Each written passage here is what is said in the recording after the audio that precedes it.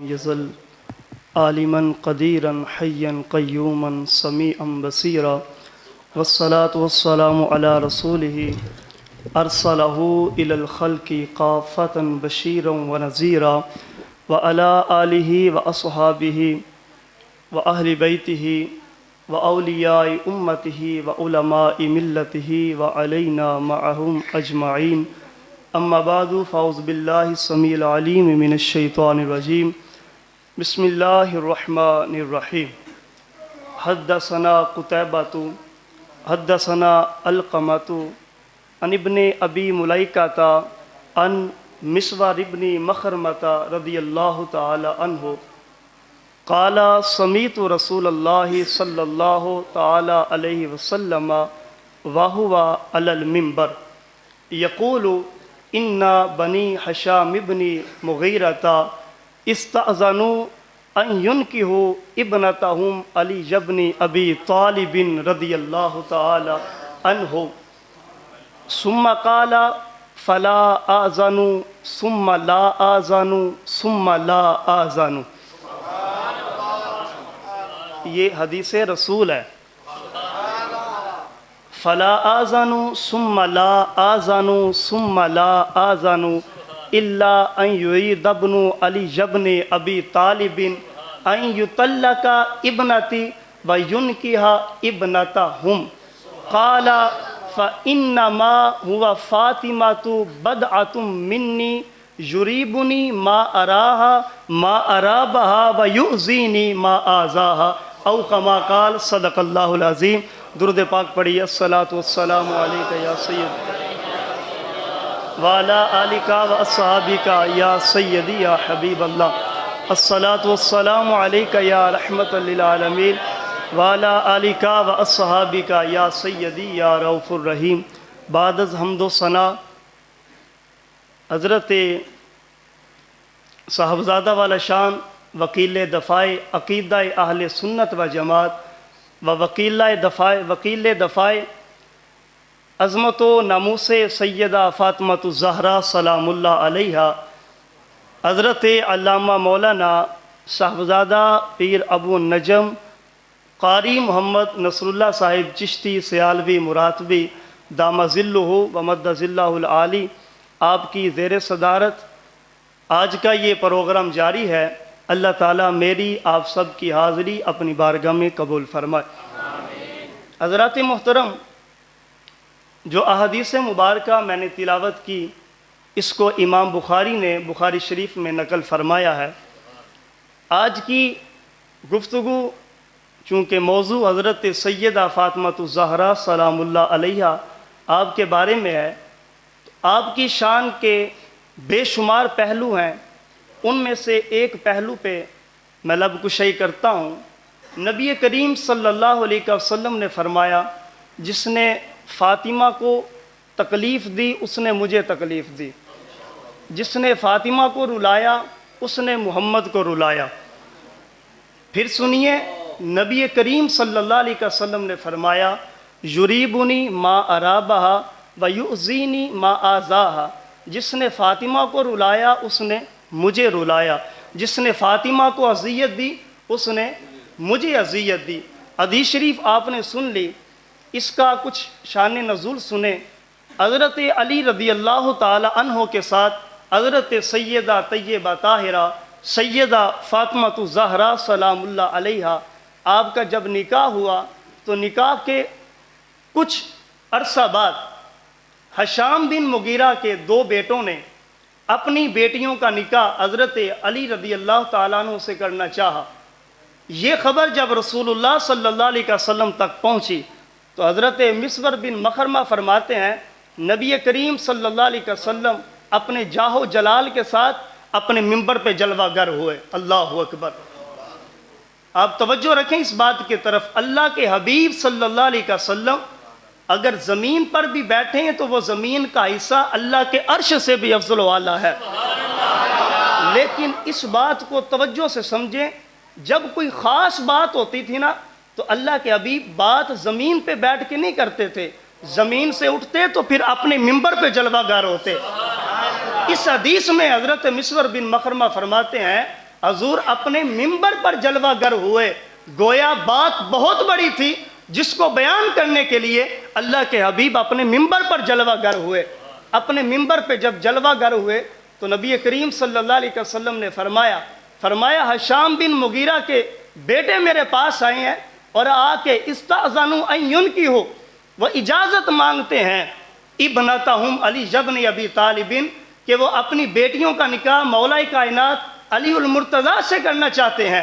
نبی کریم صلی اللہ علیہ وسلم نے فرمایا فلا آذن، ان کو اجازت نہیں۔ اللہ اکبر، ان کو جب اللہ کے حبیب ایک بار فرما دینا کہ یہ کام نہ کرو تو وہی الہی ہے، وہی منشا الہی ہے، لیکن اللہ کے حبیب نے ایک بار نہیں فرمایا فلا آذن، ان کو اجازت نہیں، ثم لا آذن، ان کو اجازت نہیں، ثم لا آذن، 3 بار میرے نبی نے فرمایا جب تک فاطمہ علی کے نکاح میں ہے خبردار خبردار، میری بیٹی فاطمہ کے ہوتے ہوئے علی دوسرا نکاح نہیں کر سکتا، میری بیٹی فاطمہ کے ہوتے ہوئے علی دوسرا نکاح نہیں کر سکتا۔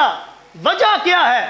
فرمایا جب کسی عورت کے ہوتے ہوئے دوسری بیوی آتی ہے، سوکن آتی ہے، تو پھر غیرت کا معاملہ ہوتا ہے۔ ایسے کئی گھروں میں معاملے ہوتے ہیں جس وجہ سے بیویوں میں آپس میں رنجش ہوتی ہے اور تکلیف ہوتی ہے۔ اللہ کے نبی صلی اللہ علیہ وسلم نے فرمایا اگر علی یہ ارادہ کرتا ہے الا ان یرید ابن ابی طالب، اگر علی یہ ارادہ کرتا ہے کہ وہ نکاح کرنا چاہتا ہے تو پھر اللہ کے نبی کی غیرت دیکھیں اور فاطمہ الزہرا سے محبت دیکھیں۔ اللہ کے حبیب صلی اللہ علیہ وسلم نے فرمایا ان یطلق ابنتی، اگر وہ نکاح کرنا چاہتا ہے ان کی بیٹیوں کے ساتھ تو پھر میری بیٹی کو طلاق دے دے، ان کی بیٹیوں سے نکاح کر لے۔ اللہ اکبر، غیرت کا معاملہ دیکھیں، اگر ان کی بیٹیوں سے نکاح کرنا چاہتا ہے تو پھر میری بیٹی کو طلاق دے دے۔ میری بیٹی کی موجودگی میں کائنات میں کسی کی بیٹی کی یہ حیثیت نہیں کہ وہ فاطمہ الزہرا کے ساتھ ایک گھر میں زندگی گزار سکے، اس لیے کہ فاطمہ الزہرا کوئی عام ہستی نہیں۔ شیخ ابو الحسن اشعری رحمۃ اللہ تعالی علیہ نے لکھا کہ ایک کتب ہوتا ہے، کتب الاقطاب ہوتا ہے۔ جو کتب ہوتا ہے نا وہ کسی بھی قبیلے سے ہو سکتا ہے، لیکن جو کتب الاقطاب ہوتا ہے وہ صرف فاطمہ الزہرا کی نسل سے ہو سکتا ہے۔ اللہ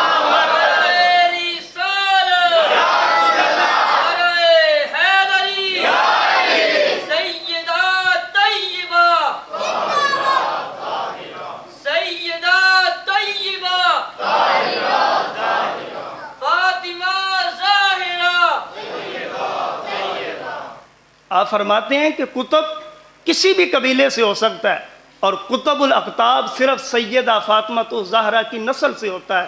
اگلی بات سنیں، آپ کا ایمان تازہ ہوگا۔ آپ فرماتے ہیں رب کعبہ کی عزت کی قسم، امت محمدی میں جس کو سب سے پہلے کتب الاقطاب کا اللہ نے درجہ عطا فرمایا وہ کوئی اور نہیں، وہ سیدہ فاطمہ الزہرا کی ذات ہے۔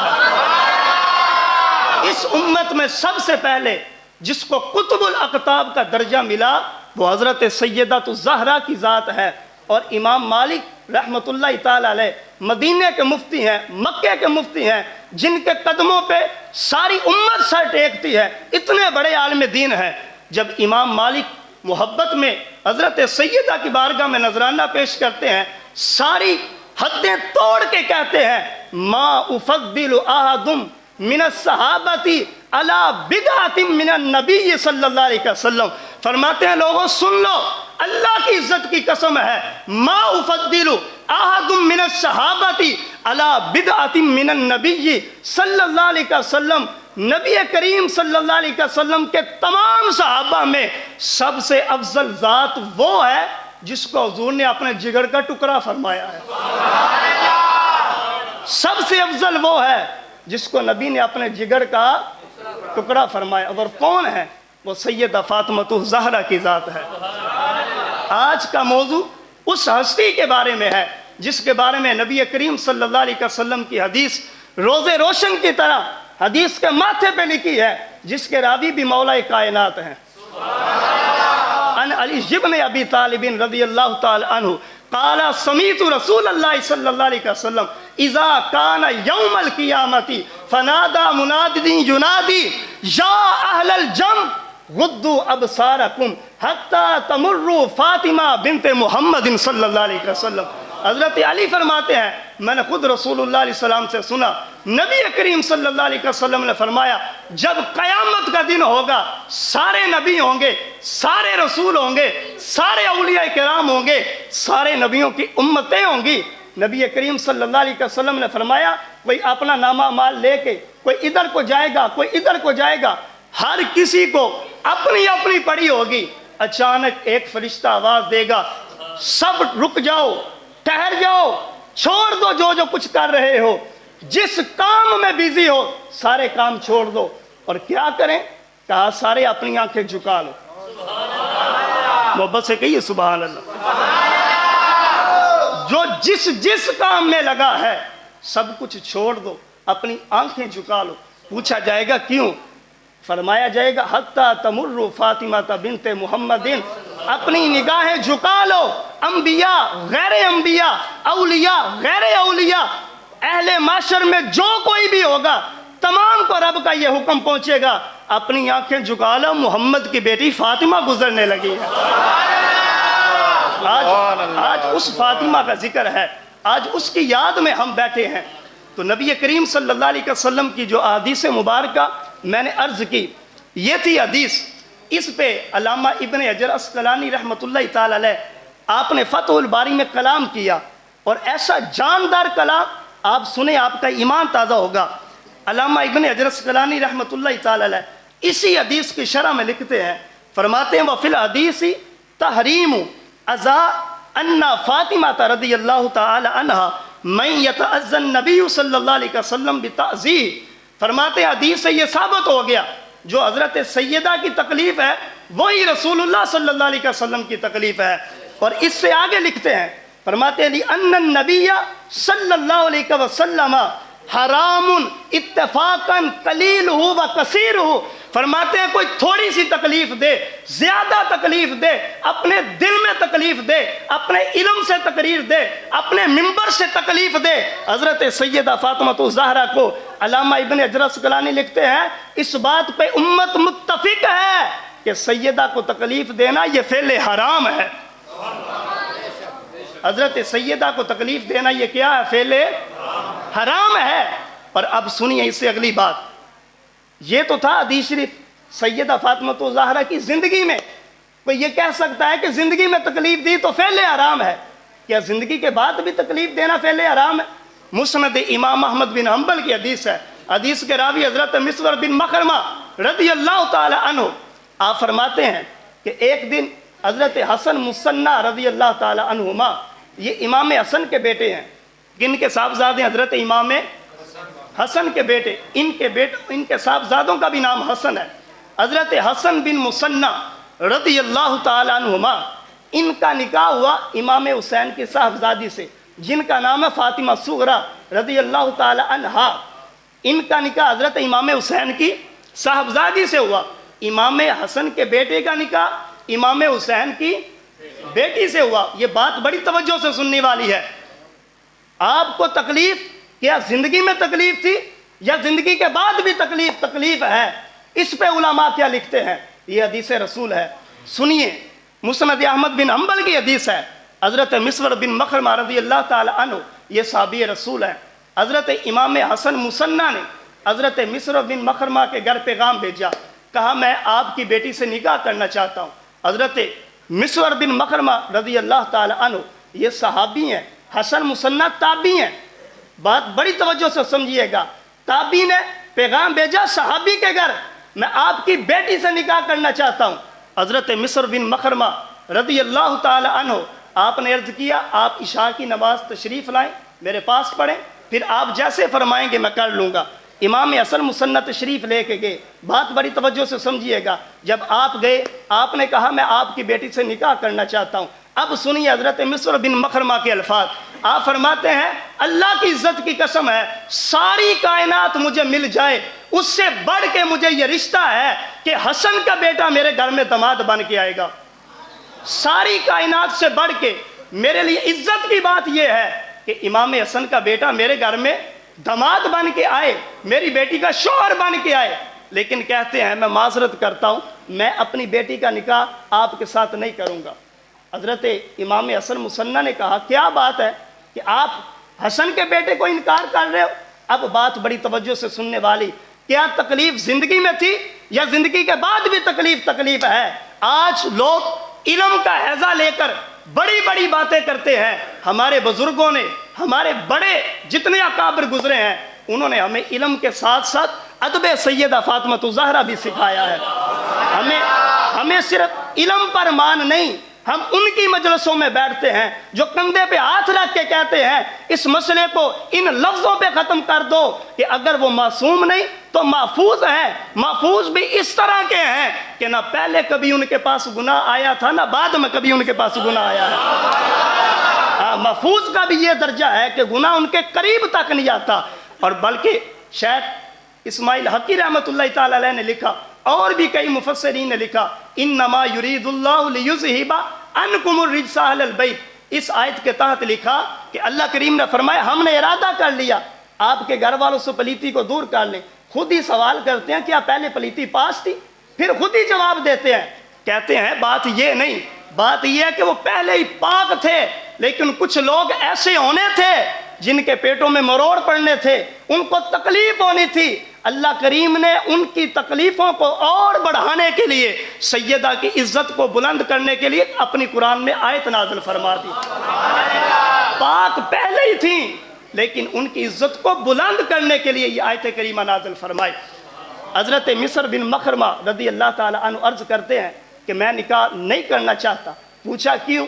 کہا اس وجہ سے نہیں کرنا چاہتا کہ میں نے خود رسول اللہ صلی اللہ علیہ وسلم سے سنا، جس نے میری بیٹی فاطمہ کو تکلیف دی اس نے مجھے تکلیف دی۔ اب حضرت امام حسن مصنع فرماتے ہیں فاطمہ تو چلی گئی، اب حضرت مصر بن مخرمہ کا عقیدہ سنیے۔ وہ فرماتے ہیں کہ یہ جو فاطمہ صغرا پہلے سے آپ کے نکاح میں ہے، جو امام حسین کی صاحبزادی ہیں، ان کی ماں ہے سیدہ فاطمہ الزہرا۔ اگرچہ حضرت سیدہ کبریٰ فاطمہ کبریٰ رضی اللہ تعالی عنہ ان کا وصال ہو چکا ہے، یہ فاطمہ صغرا بھی تو انہی کی بیٹی ہے نا۔ سنو اب ہمارے بزرگوں کا عقیدہ، یہ فاطمہ صغرا بھی تو انہی کی بیٹی ہے۔ اگر فاطمہ صغرا کی سوکن آ جائے، اس کو تکلیف ہو، اس کو تکلیف ہوئی تو فاطمہ کبریٰ کو تکلیف ہوگی، اگر اس کو تکلیف ہوئی تو محمد عربی کو تکلیف ہوگی۔ یہ عقیدہ ہے ہمارے بزرگوں کا۔ اب یہ بخاری شریف کا متن ہے جو حدیث عرض کرنے لگا ہوں۔ حضرت ابن شہاب زہری رضی اللہ تعالی عنہ یہ گئے سفیان ثوری کے پاس، بخاری کی حدیث ہے، جا کے پوچھتے ہیں حضور مجھے حدیث سنائیں۔ کہا کون سی حدیث؟ وہ قبیلہ بنو خزیم کی عورت نے چوری کی تو نبی کریم صلی اللہ علیہ وسلم کی بارگاہ میں مسئلہ آیا تو حضور نے فرمایا، آگے میں الفاظ نہیں بولنا چاہتا، ایک شریف النسب عورت بھی اگر یہ کام کرتی تو اس کو بھی سزا ملتی۔ اب یہ حدیث پوچھنے کے لیے حضرت ابن شہاب زہری گئے سفیان ثوری کے پاس، وہ سفیانی ثوری جس کے چہرے کو دیکھ کے خدا یاد آتا تھا، اس سفیان ثوری کے پاس جس نے اہل سنت و جماعت کے عقیدے کو زندہ کیا۔ ابن شہاب زہری جا کے کہتے ہیں حضور مجھے وہ حدیث سنائیں۔ آپ نے چہرہ پھیر لیا، پھر کہتے ہیں حدیث سنائیں۔ اب حدیث کے الفاظ ہے، حضرت سفیان ثوری برانگیختہ ہو گئے، غصے میں آ کے کہنے لگے اے ابن شہاب مجھے بتا تو صحیح، اس حدیث کے بغیر تیرا ایمان پورا نہیں ہوتا، اس حدیث کے بغیر تیرا ایمان مکمل نہیں ہوتا۔ وہ حدیث جس میں فاطمہ کا ذکر آیا، کیا اس حدیث کے بغیر تیرا علم پورا نہیں ہوتا؟ یہ ہے ہمارے بزرگوں کا عقیدہ۔ لوگ ہمیں کہتے ہیں حدیث کی بات ہے، حدیث کی بات ہے، حدیث سے صحیح سنانے سے انکار کر دیا حضرت سفیان ثوری نے۔ یہ بخاری کا متن ہے، آپ نے انکار کر دیا صرف اس وجہ سے کہ اس حدیث میں حضرت سیدہ فاطمہ الزہرا کا ذکر تھا اور اس ذکر کے ساتھ چوری کی سزا تھی۔ سفیان ثوری نے حدیث سنانے سے منع کر دیا۔ کیوں؟ کہ ہمارے بزرگوں کا عقیدہ ہے تکلیف تو تکلیف، اگر شبہ تکلیف بھی پائی جائے، اگر تکلیف کا شبہ بھی پایا جائے تو ہمارے بزرگوں نے یہ عقیدہ دیا وہ کام کبھی نہ کرو، وہ حدیث کبھی نہ پڑھو جس حدیث میں سیدہ فاطمہ کی بارگاہ میں بے ادبی کا شبہ بھی پایا جائے۔ اگر بے ادبی کا شبہ بھی پایا گیا، ہمارے بزرگوں نے یہ عقیدہ دیا ہے بے ادبی کا شبہ بھی پایا گیا تو ایمان جاتا رہے گا، ایمان جاتا رہے گا۔ آج ہر مجلس میں، آج ہر محفل میں حضرت سیدہ فاطمہ الزہرا کی ذات کو اختلاف موضوع بنا کے بیٹھے ہیں لوگ۔ ان کو ڈرنا چاہیے اس بات سے کہ وہ بارگاہ ہے جن کی ذات کو اختلاف کا باعث نہیں بنانا چاہیے۔ وہ بارگاہ ہے جن کی ذات کو اپنی نجات کا وسیلہ بنانا چاہیے۔ بس ہمارا عقیدہ یہ ہے کہ حضرت سیدہ فاطمہ الزہرا کی ذات کو اپنی نجات کا وسیلہ بنائے، اور اسی پہ ہمارا اختتام ہے۔ نبی کریم صلی اللہ علیہ وسلم کی حدیث شریف، آخری حدیث شریف، اس کے راوی بھی حضرت علی المرتضیٰ، مسند احمد میں ہے، مسند بزار میں ہے۔ نبی کریم صلی اللہ علیہ وسلم کی حدیث شریف ہے، بڑی توجہ سے سنیے گا۔ جنت میں کچھ درجے ہوں گے، ایک نیچے ہوگا ایک اوپر ہوگا، اسی طرح اوپر درجے ہوں گے۔ حدیث شریف میں آتا ہے نیچے درجے والے آج سے اوپر چہرہ کر کے سب سے اوپر والے درجے کو دیکھیں گے۔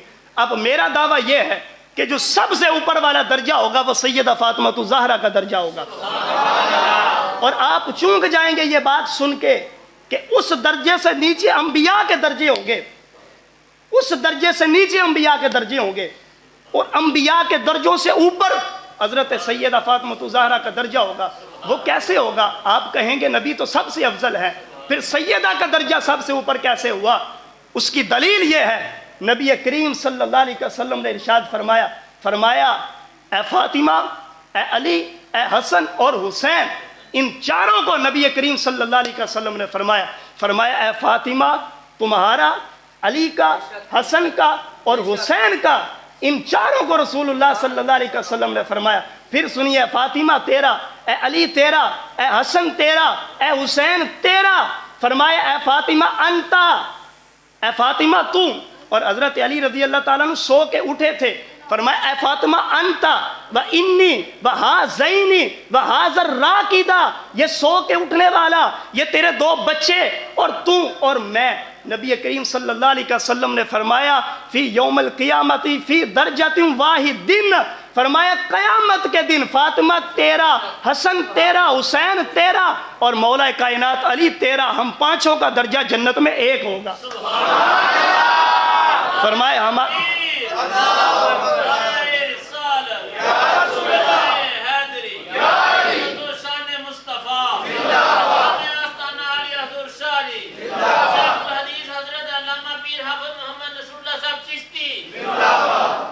جس درجے میں رسول اللہ صلی اللہ علیہ وسلم ہوں گے اسی درجے میں سیدہ فاطمہ الزہرا ہوں گی۔